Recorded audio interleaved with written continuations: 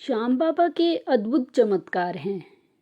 बोलो खाटू नरेश की जय, हारे के सहारे की जय। बाबा का जो आज हम आपको चमत्कार सुनाएंगे वो सुनकर तो आप हैरान ही रह जाओगे। नरेश का हारे के सहारे की जय। आज हम इस वीडियो में आपके पास लेकर आए हैं एक और सच्ची घटना। ये घटना है दो दोस्तों की।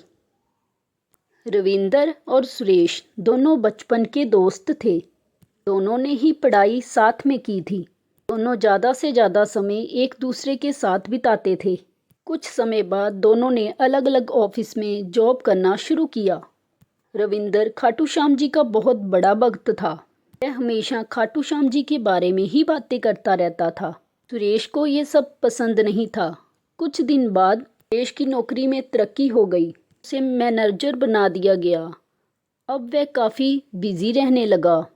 इस वजह से उसका रविंदर से मिलना भी कम हो पाता था। पर दोनों की दोस्ती में कोई कमी नहीं थी। दोनों फ़ोन पर एक दूसरे का हाल जरूर पूछा करते थे। रविंदर एक साधारण नौकरी करता था और उसमें खुश था। उधर सुरेश की कंपनी ने उसे दुबई जाने का ऑफ़र दिया।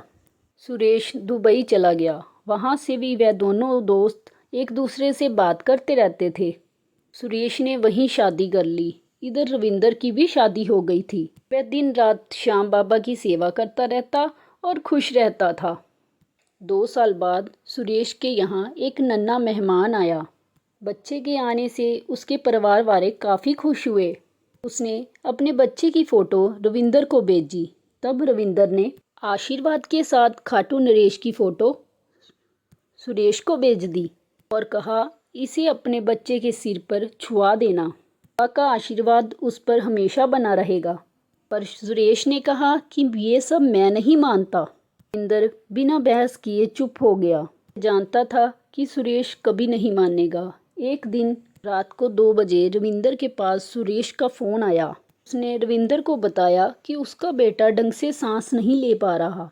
उसके शरीर में ऑक्सीजन की कमी है। जब वह रोता है उसका शरीर नीला पड़ जाता है।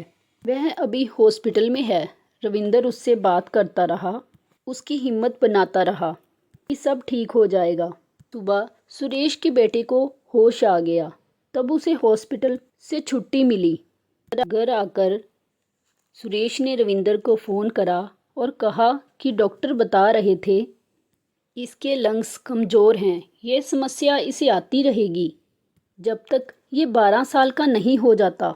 इसका कोई इलाज भी नहीं है। इसे कभी भी दौरा पड़ जाएगा। इसका ख्याल रखना होगा। सुरेश काफ़ी परेशान था। रविंदर ने उसे समझाया कि सब ठीक हो जाएगा। मैं श्याम बाबा से तुम्हारे बच्चे के लिए प्रार्थना करूँगा। सुरेश और उसकी पत्नी के मन में बच्चे को खोने का डर बैठ गया। 1 साल का बच्चा और इतनी बड़ी बीमारी जिसका कोई इलाज ही नहीं है। इसी तरह कुछ समय बीत गया। सुरेश के बेटे को इसी तरह 2 बार दौरे पड़े। उसकी जान बचानी मुश्किल हो गई थी। एक दिन सुरेश ने रविंदर को फ़ोन किया और वह रोने लगा। साथ ही उसकी पत्नी भी रो रही थी। रविंदर ने उसे कहा कि तुमने सब उपाय कर लिए, एक बार मेरी बात भी मान लो। एक बार मेरे साथ खाटू नरेश के दर्शन करने चलो। वहाँ रोज़ चमत्कार होते हैं।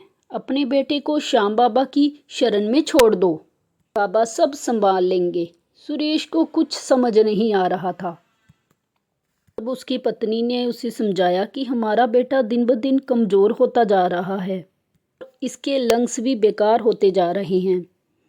डॉक्टर भी जवाब दे चुके हैं। एक बार अपने दोस्त की बात मानकर देख लो। वैसे ही भी हम सारे उपाय कर देख चुके हैं। अगले दिन ही सुरेश इंडिया वापस आ गया। इंडिया आकर उसने कुछ डॉक्टरों को अपने बेटे की देखभाल में लगा दिया और वह रविंदर के घर पहुंच गया। रविंदर ने उसे खाटू चलने के लिए कहा। वे मन से सुरेश जाने के लिए तैयार हो गया। अगले दिन जब वह खाटू पहुंचे तो कुछ समय लाइन में लगने के बाद बाबा के सामने थे। रविंदर वहां काफ़ी समय से जा रहा था। उसने पंडित जी को सुरेश के बेटे के बारे में सारी बात बताई। पुजारी जी ने सुरेश से उसका बच्चा लेकर बाबा के चरणों में नीचे फर्श पर रख दिया। बच्चा हमेशा ही आंखें बंद किया रहता था। उसी अवस्था में उन्होंने बाबा के आगे उसको लिटा दिया। सुरेश और उसकी पत्नी दोनों हाथ जोड़कर बाबा के सामने रोने लगे। उन्होंने आंखें बंद कर कर बाबा से प्रार्थना की। तभी उनके कानों में बच्चे के रोने की आवाज़ आई। उन्होंने देखा कि उनका बच्चा जोर जोर से रो रहा था। सुरेश घबरा गया। उसे पता था कि अब उसका शरीर नीला पड़ जाएगा और वह बेहोश हो जाएगा। उसने पुजारी जी से कहा कि बच्चे को ऑक्सीजन देनी होगी, पर पुजारी जी ने कहा कि घबराओ मत, सब ठीक हो जाएगा। कुछ मिनट तक रोने के बाद बच्चा खेलने। रविंदर, सुरेश और उसकी पत्नी तीनों ही बच्चे को देख रहे थे। सुरेश और उसकी पत्नी को समझ नहीं आया कि आज उनका बच्चा खेल कैसे रहा है। वह तो हमेशा आंखें बंद कर कर ही पड़ा रहता है।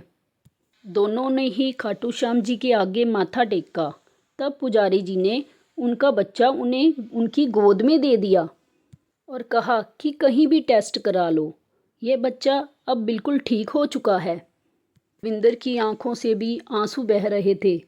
तो नरेश ने उसकी प्रार्थना सुन ली थी। वह तीनों ही बच्चे को लेकर वहीं मंदिर में ही बैठ गए। उनका बच्चा खेल रहा था। घर आकर उन्होंने सारे टेस्ट कराए। सारी रिपोर्ट नॉर्मल थी। नरेश ने रविंदर का बहुत धन्यवाद दिया।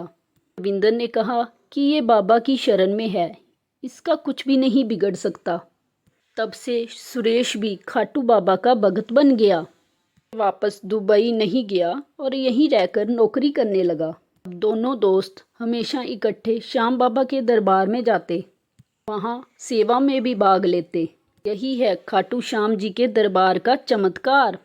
यहाँ से कोई भी निराश होकर नहीं लौटा। बस एक बार बाबा की शरण में जाइए, आपकी सारी परेशानी बाबा की, और आप बाबा की शरण में सब भूल जाइए। यही है इस दरबार की महिमा। जय खाटू नरेश की।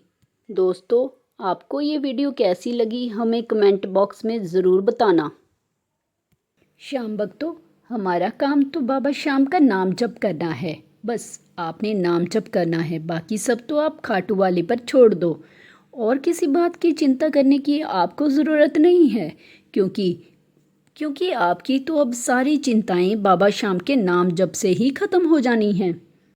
आज का बाबा श्याम जी का ये चमत्कार आपको अच्छा लगा हो तो प्लीज़ वीडियो को लाइक शेयर ज़रूर करें और कमेंट बॉक्स में मेरे बाबा श्याम का जयकारा ज़रूर लगाएं। जय श्री श्याम, हारे के सहारे की जय। ओम श्री श्याम देवाय नमः। जय हो श्री श्याम की।